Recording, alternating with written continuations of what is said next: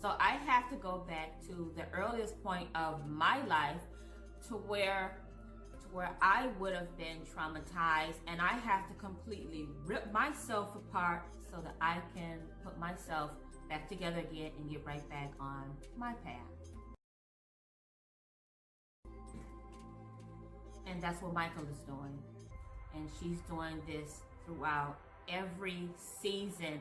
She is ripping herself apart and she is putting herself right back together. And that is some very interesting shit to watch and to even go through. To willingly put yourself through.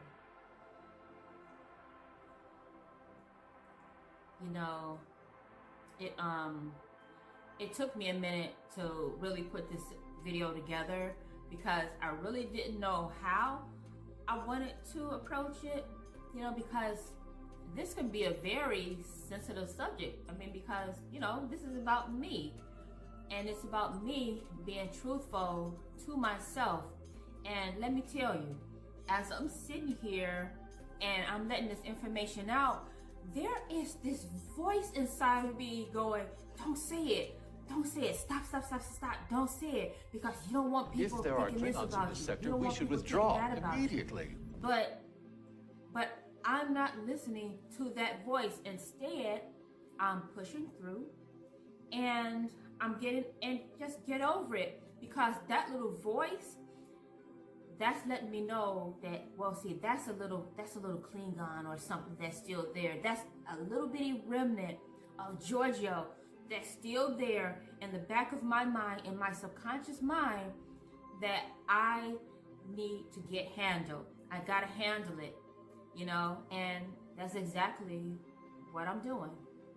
And you know, I hear people talking about how you should live your truth, and all, but they don't know what the hell they talking about, live your truth, because they're not actually living their truth. They're still living as part of their shadow self. I mean, I was still living part of my shadow self. And although I've worked out a lot of those Klingons from my system, I know that some of them are still there. I know that some of them are still there, just like I just said. But, you know, but that's a part of being inside of this shell. And you know, just being with an abundance of emotions, it's all a part of it.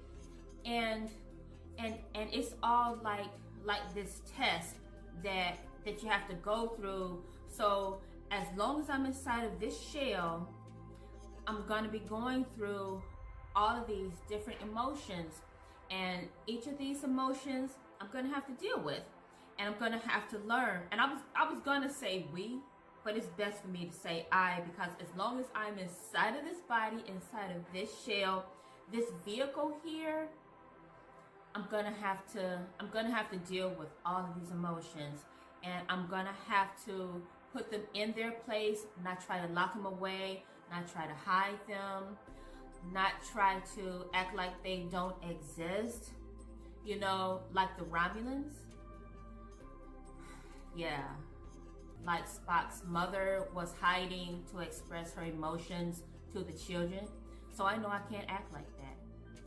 I know, you know, like they just bury all their emotions, like they don't have any emotions, and then their emotions start to creep up on them because they've never learned how to deal with these emotions. So because they pressed them down, so now they're creeping up on them, you know. Because all they did was suppressed all the emotions, but it's not about suppressing your emotions, you know? So I'm working through my emotions, and see, because my earliest memory of trauma is in my youth, and it's with my parents, and in regards to how they broke up. I mean, I did a video. It's a 3-part video. And it's in regards to healing the inner child, healing the wounded child my mother, my father, you know, there is a lot of information that I did leave out of that.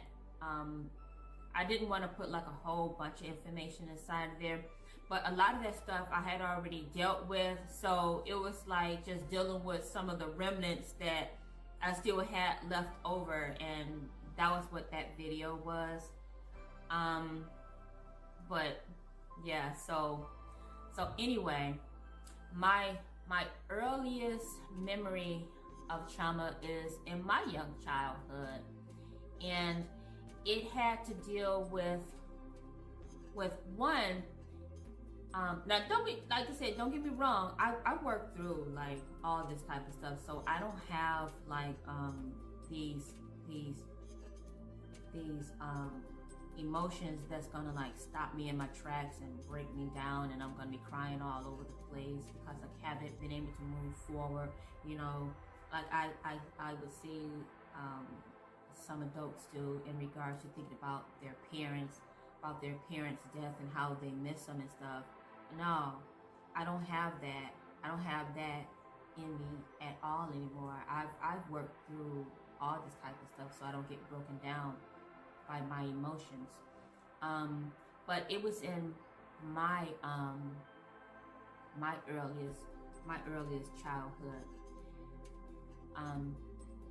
But this was, and see, when I think about it now, I mean, it's kind of funny.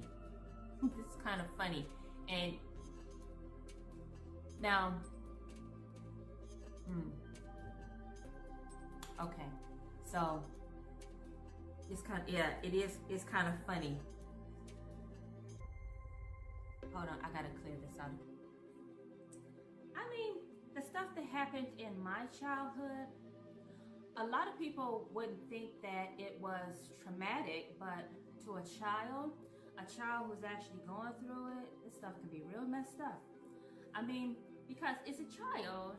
Okay, so for example, when I was a child, our father, he would make some hot cereal, and it would be so, oh gosh, it would be lumpy as I don't know what. It would be so nasty. It would be dry, and he would make us sit there and eat it.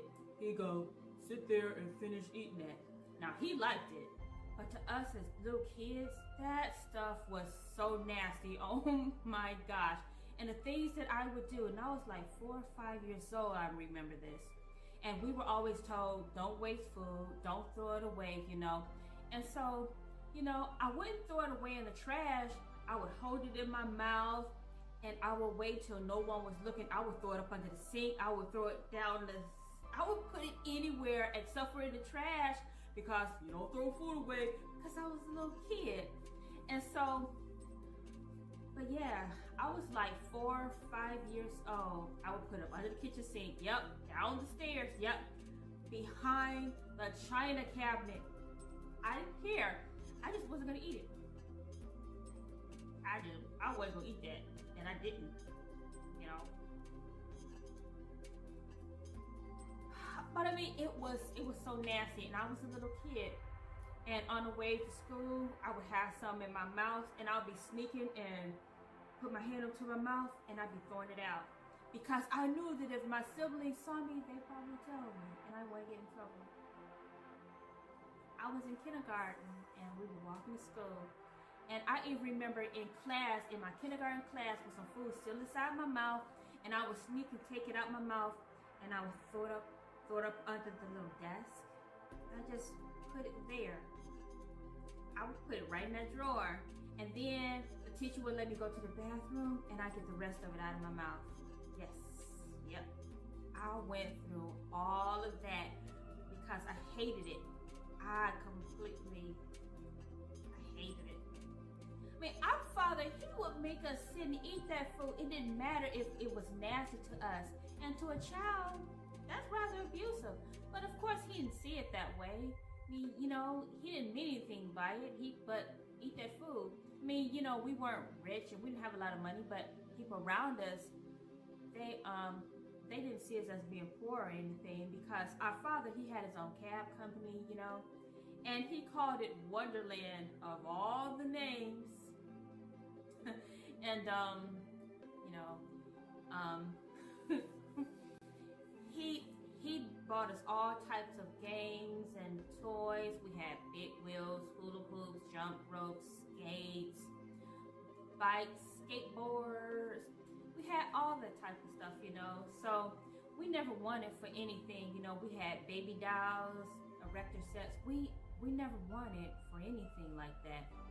But you know, it was some other stuff that he wasn't really paying attention to, you know, that type of thing with making you eat the food, sit there, you know, just things like that he wasn't really paying attention to. You know, he was a very logical guy, you know, just kind of like the Romulan Cyril, but not that sterile, but he was kind of like that, you know. He was very logical. And our mom was more like the wife, like Amanda. She was more the creative side. She was that creative part, you know. Just like that mother and father, Saru and Amanda of Spock and Michael, mine was just kind of like that. You know, our parents, they didn't cuss or anything. We didn't get beat or anything like that, you know. There was no putting hands on us like that. You know, our father, he didn't believe in that. He didn't believe in spanking us. You know, he just didn't. You know, to him, that was some leftover slave mentality type of stuff. So, you know, we didn't get beat. You know, that just wasn't something that happened to us. But it was nothing like that. He would have us to sit and do like meditations. He would have us to sit and do like meditations or stand in the corner or something like that. But as far as spanking us, but that was one of my earliest experiences from when I was a child. That was one of my experiences.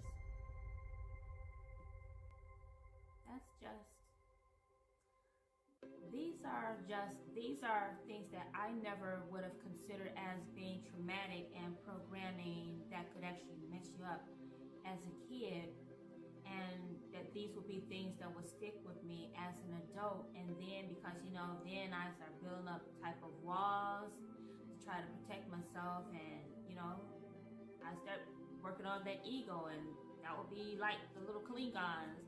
I started building all that up, you know, that would be the ego, because I would need to protect myself, you know. And, you know, to start protecting yourself, and that's that warrior side. And they were showing this inside of the series in regards to how Michael had to build up this wall to protect herself. So she was protecting herself from being teased, from being human on the Romulan planet. She had to protect herself, you know, just for being a human on that planet. And then she's trying to look like them, and she knows she's not Romulan. She doesn't have the ears like them, but she got the hairstyle like them, but she's not Romulan. And they're kind of considering her as being inferior and all this stuff. And so they showed that as being her earliest moment of trauma. And, well, that was one of my earliest moments of trauma. Yeah, one of them. Okay, so now see, as an adult, I can laugh and I can reason it, because I'm, you know, I have that wisdom now to actually understand that. But as a child, that type of stuff, that can hurt. You know, you might cry, you could become insecure about some things. And no telling how else you could become over something like that. I mean, things inside of my past caused me to become insecure about myself. It made me, I became quite timid. I was a bit withdrawn. Although my family would say that I talk a lot, but that's just because I was talking to them. But I was rather shy. Still am a little bit. I mean, I was always very friendly and outgoing. I was always a friendly child, but there were various things that happened in my childhood that altered my perspective of myself and even my perspective of other people. And you know, those are things that I had to reconcile. And you know, I didn't really come to grips with a lot of the stuff until I became a bit older. And you know, and I became an adult with a wise enough mind to see with an adult's eye, you know, in regards to things that was happening in my past and in regards to how it actually did alter and change me, and to see how I needed to fix it. And so, well, now, let me back up, because, well, you know, the root chakra, the sacral chakra, and the solar chakra, all these areas are very, very powerful. And these are very creative energy centers, and we create so much. I mean, children are created there. Men bring down their sperm through there for creation of a child, you know what I'm saying? And so, you know, this is a very creative area. And as we're growing up through this trauma that's being held, and it's being held inside of this area, and you wonder how somebody can come up and actually do some demented stuff to a child, or how they can come up with a lot of these crazy messed up movies, you know, or just how they can just go out and randomly kill somebody or shoot up a school, you know, the Columbine shooter, you know, all that type of crap. You know, that's because they got real fucked up root chakras. They got all this trauma that's still inside, and they never ever deal with it. And all they did was cover it over, try to hide it. They built up all these walls, trying to hide behind these walls, creating a shadow self, you know. So they have these Klingons. That's that warrior self that's protecting them, you know. Yep, they just don't work through it. And so, you know, well, that's what I was watching when I'm watching Star Trek Discovery. And, you know, and I'm seeing Commander Burnham. I'm seeing as she fell from her path, and she's attempting to put herself right back together, as she completely ripped herself apart, and she is putting herself back together. And that's what I had to do. And that is something that I still do to this very day. And I continue to go into myself, and I just rip myself apart. So anytime something comes up, I try to figure out where did it come from? Where did it come from? And then once I see where it came from, I work with that energy, and then I'm okay. Okay. So, wow. This light is blinking. Okay, so any anger that comes up, I don't hold on to it. I release it and I forgive myself. But you know, I connected with this series in ways that I never knew that I would connect with that story. And see, and all that stuff in my past, it hurt in my past, but none of that stuff hurts now because I worked through that. And you know, and even where my mom died, and as I watched her going through all this type of stuff from cancer, I don't even have pain in me in regards to that. And to me, if I can get over the pain of her dying and watching what she went through, if I could get over that, I can get over anything. So, you know, on the anniversary of her death or her birthday or anything like that, you know, my emotions do not take me out like maybe it would do other people. You know, I see a lot of people that get taken out over situations, over how their mother is gone and how they miss their mother. You know, I actually still believe that my mother is here with me. I mean, I connect with my mother all the time. You know, my mom was a great cook, and that's who I got cooking from as well.